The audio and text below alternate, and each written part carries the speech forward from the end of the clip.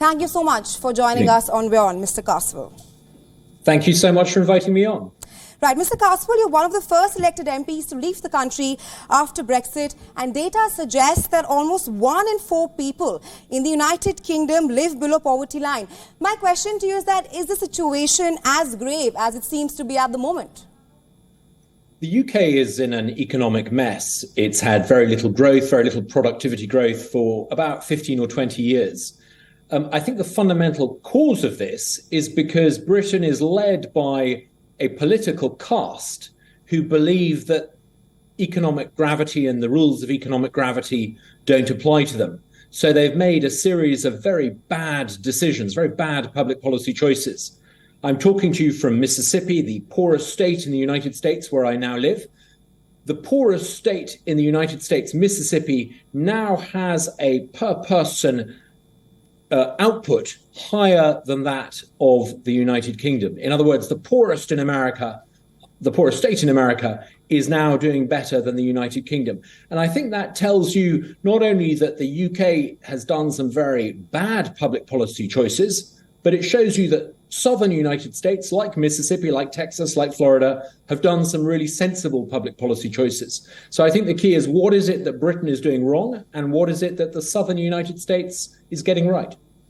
Absolutely, sir. That being said, UK Prime Minister Rishi Sunak also hinted at a possible recession in 2024 and said that it could be a difficult year for the United Kingdom. How imminent is the threat of a recession? I think it's almost certainly imminent. I mean, earlier on, you attributed some of the downturn and the slow growth and the stagnation in Britain to Brexit, to Britain's decision to leave the European Union. I'm not sure that's actually true, because actually, if you look at Germany, Germany is already in recession. If leaving the European Union was the cause of Britain's problems, you would expect Britain to perform worse than European Union countries. If anything, actually, Britain is doing marginally better than them. But Europe overall is in a mess. And I think the reason why Britain is in a mess is because it's done a number of things, not Brexit so much. It certainly failed to take full advantage of Brexit. But Britain and Europe collectively have done a number of things that are catastrophic for the economy.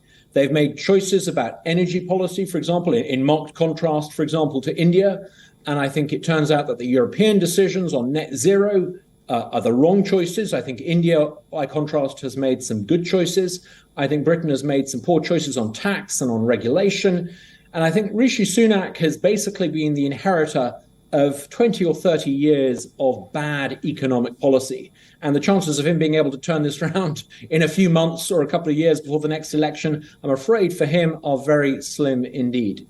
Right, Mr. Douglas, you listed down the factors that have led to the situation right now in the United Kingdom, the dire situation indeed. My last question to you is that, what action can actually be taken to tackle the rising cost of living in the United Kingdom, which is clearly impacting the middle class in the country as of now? Well, the reason why Britain is in a mess and Mississippi and the United States is growing, the first thing is lower taxes. Britain should lower taxes. It should reduce the size of government and cut government spending.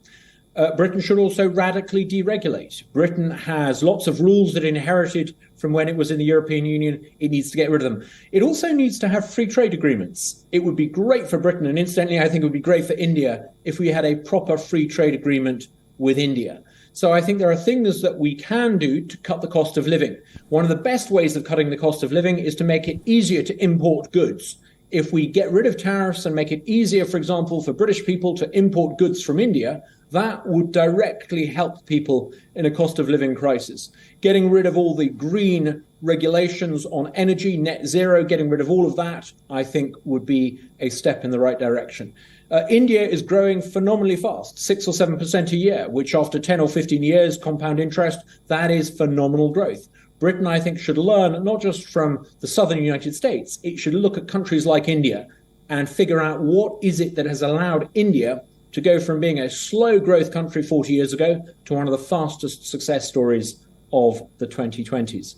All right. Well, Mr. Douglas Caswell, thank you so much for joining us on the broadcast with your insights and inputs on this. Thank you for having me.